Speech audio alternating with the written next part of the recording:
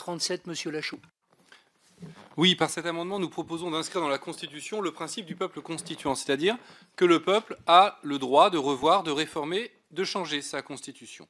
Parce que dans la Constitution actuelle, rien ne permet, n'explique comment changer de Constitution. Il n'existe pas de disposition constitutionnelle explicite permettant de changer de République, ni pour le peuple, ni pour le Parlement, ni même pour le Président.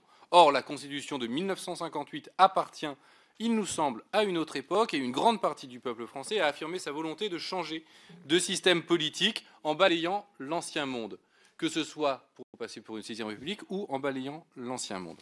La Constitution est, en France, la norme suprême dont le contenu révèle la nature du peuple français qui définit son identité nationale comme étant intrinsèquement républicaine. Or, le système politique actuel apparaît aux yeux des Français comme illégitime, ce que le taux d'abstention des élections démontre régulièrement, et il importe donc d'affirmer le principe selon lequel le peuple français est son seul maître et qui, s'il le décide, il peut se définir lui-même à travers l'élaboration d'une nouvelle Constitution.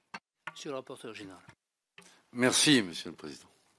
Je voudrais dire à Monsieur Lachaud que moi je connais une méthode qui permet au peuple de modifier sa Constitution, puisque moi j'ai pris le soin, et cela m'a demandé un effort, de lire votre programme lorsque M. Mélenchon portait vos couleurs. Figurez-vous que vous proposiez qu'en cas d'élection de votre candidat, une constituante soit immédiatement réunie et que de la sorte la Constitution puisse être modifiée. Mais manque de peau, si je puis dire, le peuple n'en a pas voulu. Par conséquent, quand le peuple ne veut pas changer de Constitution, eh bien il ne vote pas pour vous. Défavorable. Merci, monsieur Lachaud. Oui, merci au président rapporteur Ferrand d'avoir lu avec attention notre programme. Mais il aura lu avec attention également la Constitution et il aura bien vu que rien dans la Constitution ne permet de changer de Constitution. Non, non, non, pas du tout. Pas du tout. Non, absolument pas. Il n'y a aucun article de la Constitution qui explique comment changer de Constitution. On peut réformer la Constitution. Monsieur Balanant, vous n'avez pas encore la parole, mais je suis sûr que le président va vous la donner.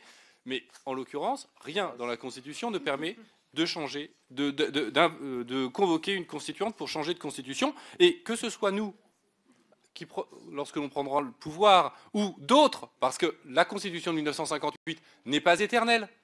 Aucune Constitution française n'a été éternelle. Et donc, il est sage, pour éviter toute crise, de prévoir l'inévitable, c'est-à-dire que les Français voudront, un jour ou l'autre, proche ou moins proche, changer de Constitution, et notre programme n'est pas là en question. Pas adopté. Quelques amendements soumis à discussion commune. Le 649, monsieur Lachaud, je pense.